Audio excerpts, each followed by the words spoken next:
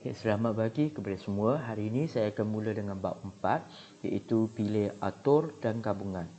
Okay, hari ini kita hanya fokus bahagian pilih atur sahaja. Okay, kita akan menyiasat dan membuat jenis tentang menggunakan petua pendarapan dan juga kita akan belajar untuk bagaimana menentukan pilih atur. Untuk bahagian menyelesaikan masalah, kita akan bincang pada kelas seterusnya. So, kalau kita tengok buku teks, okay, muka surat 118, okay, bab 4, pilih atur dan gabungan. Okay, so pertama kita tengok pilih atur dahulu. Okay, pilih atur sebenarnya kita dah belajar di kebarangkalian. Kalau kita ada 3 jenis roti canai, 2 jenis kuah, so bahkan ada berapakah susunan set yang kita boleh tawarkan atau kita boleh susunkan. So kalau dulu kita guna cara gambar raja pokok. Okay, kita just sambungkan aja roti canai dengan 2 kuah, roti nan dengan 2 kuah, roti jala dengan 2 kuah. So kita akan dapat 6 jawapan. Okay, atau kita buat jadual sama saja, kita buat jadual roti canai di sebelah kiri, kuah di sebelah atas, akhirnya kita dapat juga 6 jawapan. Okay, kita boleh guna, kita tuliskan, senaraikan semua kesudahan yang mungkin untuk kita dapat jawapan. Okay, selain daripada itu, cara kedua yang kita boleh buat adalah kita darabkan 2 pilihan yang ada. Okay, 3 jenis roti, okay, kita tulis 3, 2 jenis kuah, kita darab 2. Dia tak ada syarat yang lain, maka kita just darab saja. 3 darab 2, kita dapat 6. 6 cara. Kita boleh guna cara tulis guna gambar raja pokok atau jadual, atau kita terus guna darab. Okay, seterusnya, jika soalan tu dia tambah lagi, contohnya dia kata, kedai itu dia tawarkan lagi 4 jenis minuman. So dia tambah lagi 4 jenis minuman. Kalau macam ni, kalau kita nak buat gambar raja pokok, dia pokok tu akan jadi semakin besar, semakin rumit. Kita lebih senang menggunakan cara darab. 3 jenis roti, darab 2 jenis kuah dan darab 4 jenis minuman. Maka kita dapat 24 cara. Okay, inilah dinamakan sebagai petua pendarapan. Okay, petua pendarapan mengatakan bahawa jika suatu peristiwa boleh berlaku dalam M cara dan satu peristiwa kedua boleh berlaku dalam N cara, maka kedua-dua peristiwa boleh berlaku dalam M darab N cara. Maksudnya kalau kita ada pilihan yang pertama, pilihan kedua, kita darabkan sahaja, itulah namanya petua pendarapan. Okay, contohnya 1. Tentukan bilangan cara yang melambung sebiji dadu. So kita tahu dadu ada 6 nombor saja. So 6 saja pilihan dia. Sekeping duit shilling. Duit shilling kita pun ada 2 saja kemungkinan. Okay, nombor dengan gambar kan. Ya. Masalah teknikal kejap. So duit shilling ada 2 je. Okay, nombor dengan bunga, so ada 2 saja. Maka kalau kita nak cari bilangan dia, melambung sebiji dadu dan sekeping duit shilling, kalau kita tengok, kita hanya guna darab sahaja. 6 darab 2. Okay, ini contoh 1, salin salin dalam buku latihan awak. Okay, yang kedua, cari bilangan cara seorang boleh meneka 4 kod digit. Okay, yang pertama adalah 4. Mengakses telefon bimbit jika pengulangan digit dibenarkan. So dia dibenarkan tu maksudnya dia nak 4 digit. 1, 2, 3, 4. Setiap digit tu 0 hingga 9. Ini 0 hingga 9, 0 hingga 9, 0 hingga 9. Okay, sebab nombor telefon maka dia boleh bermula daripada 0. Okay, 0 hingga 9 ada 10 digit. So akhirnya kita darabkan 10 digit darab 10 digit darab 10 digit darab 10 digit, maka dia ada 10,000 nombor telefon yang dia boleh bentukkan. Okey, itu cara yang kita fikir. Sebab secara logik, kalau dia bukan kata nombor telefon bimbit, dia kata plat kereta, dah lain sebab plat kereta tak ada pun mula daripada 0. Ini nombor telefon bimbit boleh bermula daripada 0. So ada 10 digit yang kemungkinan. Okay, digit yang kedua pun ada 10, 0 hingga 9, dia kata boleh diulang. Tapi kalau soalan kata tak boleh diulang, dah jadi cara lain pula. So itu contoh yang pertama. Okay, kita tengok latihan 4.1. Okay, ini latihan, sila buat. Okay, terdapat 3 soalan 1 terdapat 3 pilihan warna. Dah dia bagilah 3 pilihan warna dan kemeja 5 pilihan warna lagi bagi ni. So tentukan cara dia. So kita 3 darab 5. Sebab soalan ni dia tak bagi syarat lain-lain. Dia hanya suruh kita buat bilangan cara padanan kemeja dengan seluar sahaja. So kemeja ada 3 jenis, seluar ada 5 jenis warna, maka jumlahnya adalah 15 padanan yang kita boleh buat. Okay, soalan 2. Berapakah bilangan cara set jawapan yang jika terdapat 15 soalan? So yang pertama adalah 15 soalan. Betul atau salah? So sini ada 2 pilihan saja. Maka kemungkinan dia adalah 15 darab 2 sama dengan 30 cara sahaja. Okey, sebab ada 15 soalan, betul atau salah 2 jawapan saja, 2 cara jawapan. Okey, 15 darab 2. Okey, soalan 3. Dia ada 4 jalan yang menghubungi kota A ke kota B. So saya cuba lukis sikit. A ke B ada 4 cara, B pergi C ada 5 cara. Okay, cari bilangan cara perjalanan pergi dan balik melalui kota B yang boleh dilalui jika menggunakan jalan yang sama. Okay, kalau yang sama, maka 4 darab 5. Okay, maka kita dapat 20 cara. Okay, dia pergi dan balik. Okay, sebab dia ada jalan yang sama. Okay, pergi balik satu jalan, pergi balik satu jalan yang sama, maka kita ada 20 kemungkinan saja. Okay, jika dia pergi dan balik tu jalan yang tak sama. Okey, yang tidak menggunakan jalan yang sama, so kemungkinan dia akan jadi banyak. So apabila jadi banyak, okey, dia pergi mungkin macam ni. Okey, lepas tu dia balik, dia akan jadi cara lain pula. Okey, dia guna cara lain. So dia tak akan guna jalan yang sama, maka kita akan dapat 20 darab 12. Akhirnya kita dapat 240. Okey, so kita buat dulu yang pergi satu jalan, balik dia tak sama, dia tak nak guna jalan yang sama, so saya kurangkan 3 darab 4. Okey, akhirnya kita dapat 240 untuk jalan yang tak sama pergi dan balik tu lain. Okey, itu senang sahaja. Okay, seterusnya kita tengok bagaimana kita nak menentukan bilangan pilih atur. Ini senanglah. Dia sama je, ada 2 cara. Kalau contohnya dia bagi tua 4 huruf saja. So bagaimana kita nak susunkan dia punya tempat susun. Ada berapa banyak bilangan yang kita boleh susun.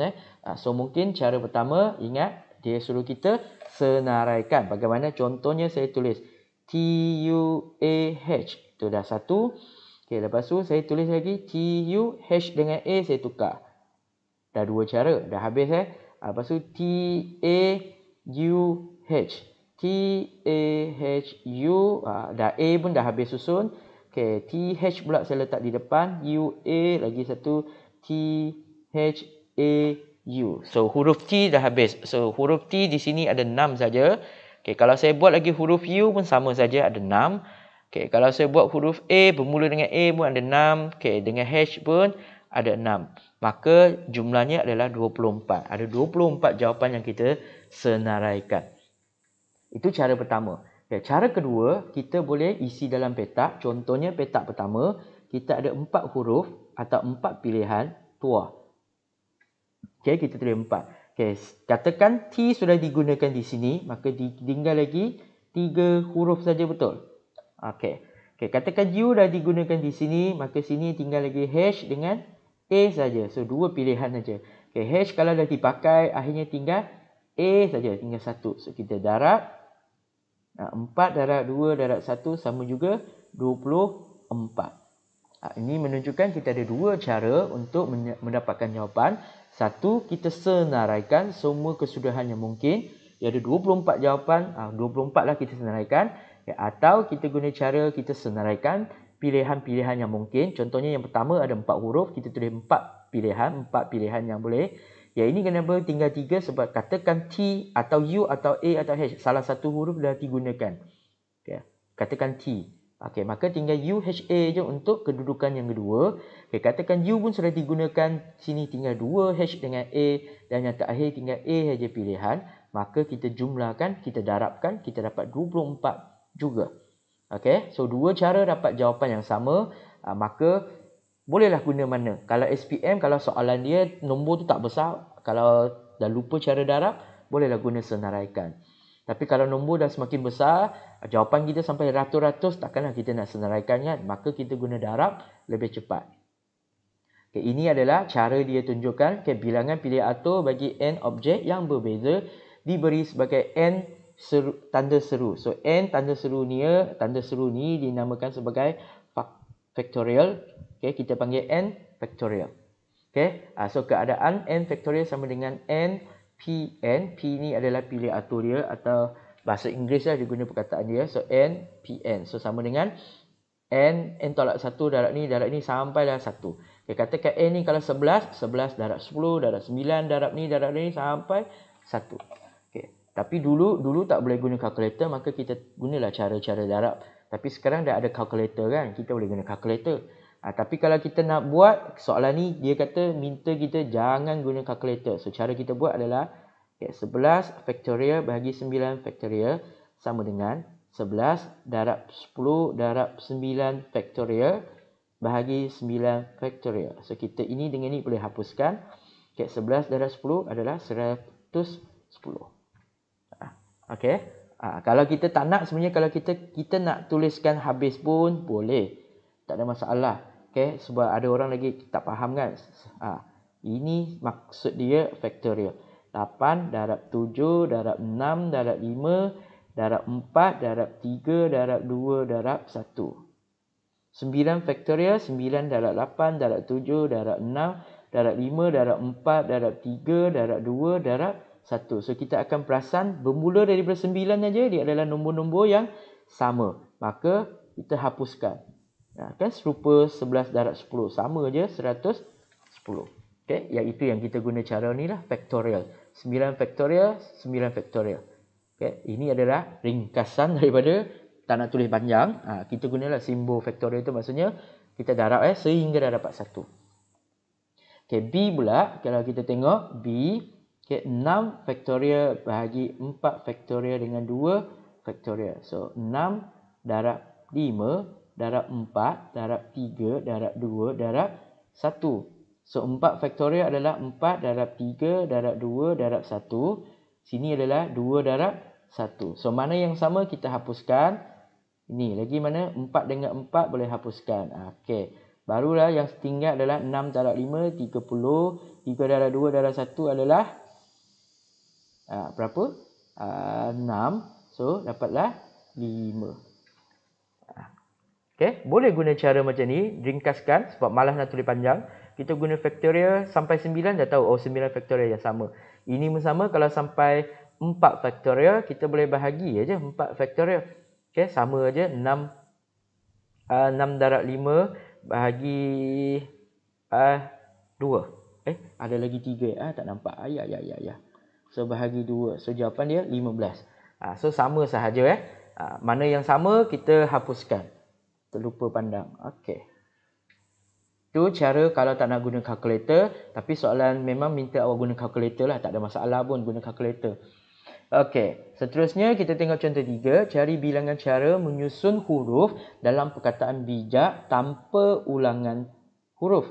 So kalau tanpa ulangan, samalah sini ada berapa huruf? Kita ada 5 sahaja. Betul, 5 huruf. So kita akan guna 5 faktorial. So sama dengan 5 darab 4 darab 3 darab 2 darab 1 sama dengan 120.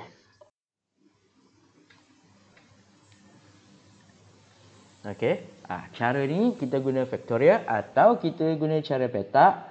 Macam tadi saya cakap, mulanya ada bijak B-I-J-A-K. Ada 5 huruf. Okay, kalau B dah diguna, tinggal lagi J-A-K, 4 lagi. Kalau I dah diguna, tinggal lagi J-A-K, 3 huruf. Kalau J dah diguna, tinggal A dengan K. Maka 2 saja. A dah diguna, tinggal K. K dah tak potong. Okay, K. Tinggal 1. So, kalau kita darab, nampak? Sama dah operasi dia. 5 darab 4, darab 3, darab 2, darab 1. So, kita boleh guna cara faktorial. Okay, 5 faktorial terus dapat. Atau kita guna cara petak. Okay, atau cara isi pilihan lah. Sebenarnya cara ini yang paling senang nak guna sebab banyak soalan, banyak situasi dia lebih sesuai guna cara macam ni. Okay, 2 cara boleh dapat. Atau cara ketiga adalah tulislah semua jawapan yang mungkin. Masih lagi sama kita akan dapat jawapan. Tapi takkanlah kita nak tulis sampai 120 jawapan kan. Okay, gunalah mana yang lebih menyenangkan kita. Okay, so secara amnya pilih atur bagi n objek dalam bentuk bulatan. Okay, ini jika disusun dalam bulatan dia kena n faktorial bagi n. N tu maksudnya bilangan nombor atau pilihan bahagi kepada bilangan. Okey, contohnya di sini tentukan bilangan cara berapa? Cara 6 orang. So 6 n tu sama dengan 6. Kita boleh guna cara n tolak 1 faktorial 5 atau kita guna dia 6 faktorial bahagi 6. Tekan kalkulator, 6 faktorial adalah sama dengan 720 bahagi 6 sama dengan 120. Atau kita guna yang kedua yang banyak bawah ni, 6 tolak 1 faktorial sama juga sama dengan 120. Okey, nak guna yang pertama boleh, yang guna yang kedua boleh. Ini adalah cara kalau disusun dalam bentuk bulat. Bentuk bulat biasanya meja bulat, nombor tu bulat. Kalau tak ada bulat, secara linear lurus saja, kiri kanan saja, maka kita tak payah bahagi n. Kita tulis saja m faktorial. Tapi kalau dia ada cara bulat, dia bersambung balik, maka kita perlu bahagi dengan satu n atau kita tolak satu nombor n tersebut. Okay, contohnya 15. Okay, so di sini ada cara susun untuk 12 butil manik pelbagai warna untuk membentuk seutai rantai mainan. So n dia ada 12. Okay, n tu ada 12. Dan setiap manik perlu disusun dalam bentuk bulatan. Didapati bahawa susunan manik mengikut arah jam atau lawan jam, tidak memberi perbezaan. Maka bilangan cara menyusunnya adalah 12 tolak 1 faktorial bahagi 2. So dapatlah 11 faktorial bahagi 2. Dapatlah nombor yang ini. Jika dia dalam bentuk yang bulat. So dia ada banyak cara untuk kita kira. Kita tengok boleh tolak, boleh faktorial.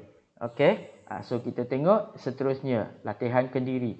Dalam buku teks muka surat, saya kena cari kejap. Muka surat 124. Tanpa guna kalkulator. So kita cubalah 8 faktorial bahagi 5 faktorial sama dengan apa? 8 darab 7 darab 6 darab 5. Kita tulis balik faktorial sebab bawah ada 5 faktorial supaya kita boleh hapuskan. Maka yang lain tu tekanlah kalkulator cuba kira, tekanlah kalkulator.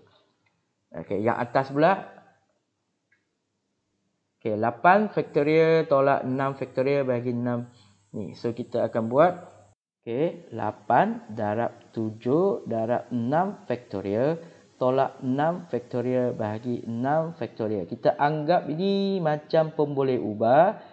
Kita dulu kan ada faktor sepunya. So sama dengan 6 faktorial itu dikeluarkan. 8 darab 7. 8 darab 7 tolak 1 bahagi 6 faktorial. So ini dengan ini boleh hapuskan. So akhirnya kita dapat 55 sahaja. C pun sama. 4 faktorial bahagi 2 faktorial bagi 2 faktorial.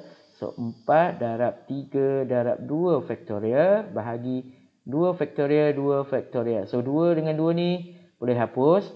So 4 darab 3 bahagi 2 darab 1. So sama dengan 6 sahaja. D pula. 7 faktorial. 5 faktorial. So sini 4 faktorial 3 faktorial. So kita tengoklah mana yang dia sama. Kita boleh hapuskan. Katakan saya nak ini dengan ini. 7 darab 6 darab 5 darab 4 faktorial. Darab lagi 5 darab 4 darab 3 faktorial. Bahagi 4 faktorial 3 faktorial. 4 dengan 4 boleh hapuskan. Ini dengan ini hapuskan. So kita akan dapat. Tekan kalkulator akan dapat. Nombor yang tertinggal awak boleh gunalah kalkulator.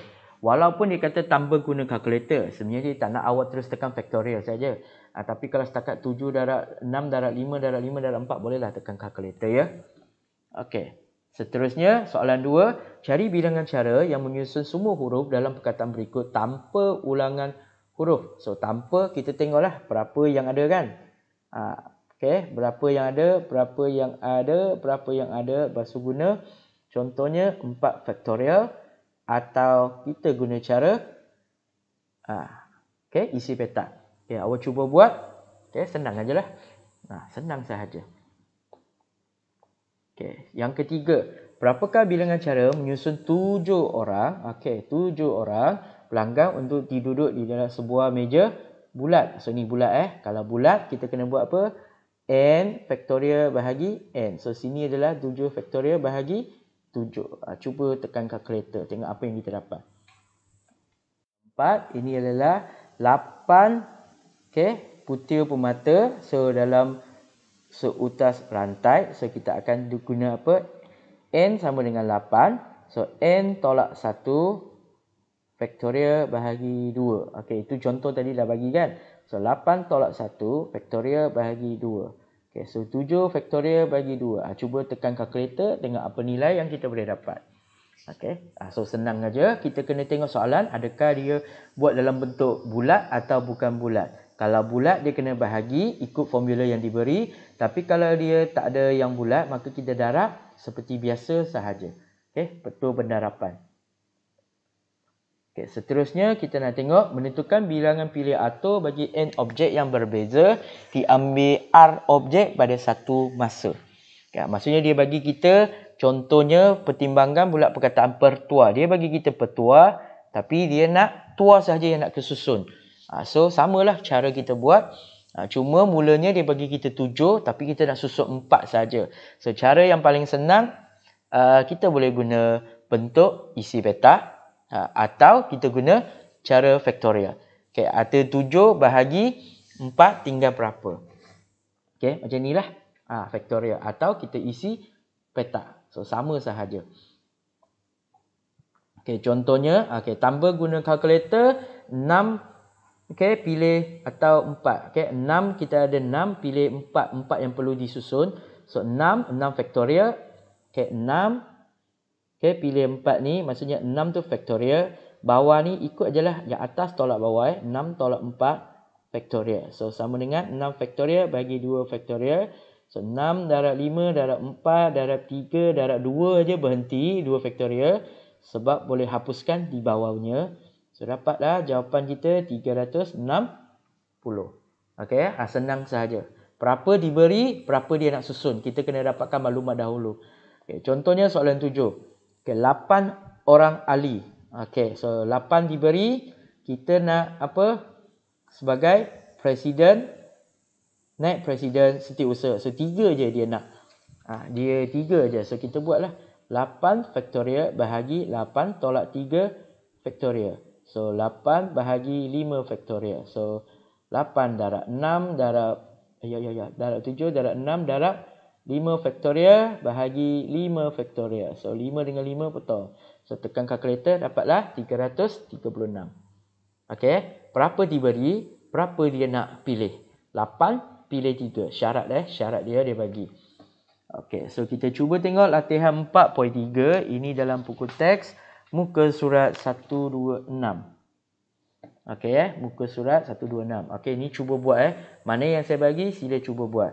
Okey. Tanpa menggunakan kalkulator. Okey, 5 pilih 3 sama dengan 5 faktorial bahagi apa? 5 tolak 3 faktorial. So, 5 tolak 3, 2 betul. Kita tulislah 5 darab 4, darab 3, darab 2 berhenti. Okey, bahagi 2. Hapuskan. So, 5 darab 4 darab 3, ni sama je lah. Congak pun boleh, tekan kalkulator boleh. Okey, yang lain-lain cuba buat. Sama sahaja. Okay, soalan 2. Dalam satu perlombaan basikal, 9 orang peserta. Dia dah bagi 9. Lepas tu dia nak pilih siapa? Johan, Nain Johan ketiga. So, 3 tempat aja kan? So, kita buat 9 faktorial bahagi 9 tolak 3 pilihan. Okey, berapa? Bahagi 6 faktorial. Okey, cuba tekan kalkulator, boleh dah dapat jawapan. Baca soalan, keluarkan maklumat, lepas tu kita tekan kalkulator. Okay, soalan 3. Sebuah stadium mempunyai 5 pintu. Cari bilangan cara 3 orang boleh memasuki. So, 5 pintu. Pilih 3 orang boleh memasuki stadium ni dengan menggunakan pintu yang perlainan. So, sama dengan 5 faktorial bahagi 5 tolak 3 faktorial. So, awak cuba buat. Okay, tak ada masalah. Senang dah. Okay, soalan 4. Cari bilangan cara nombor yang terdiri daripada 4 digit.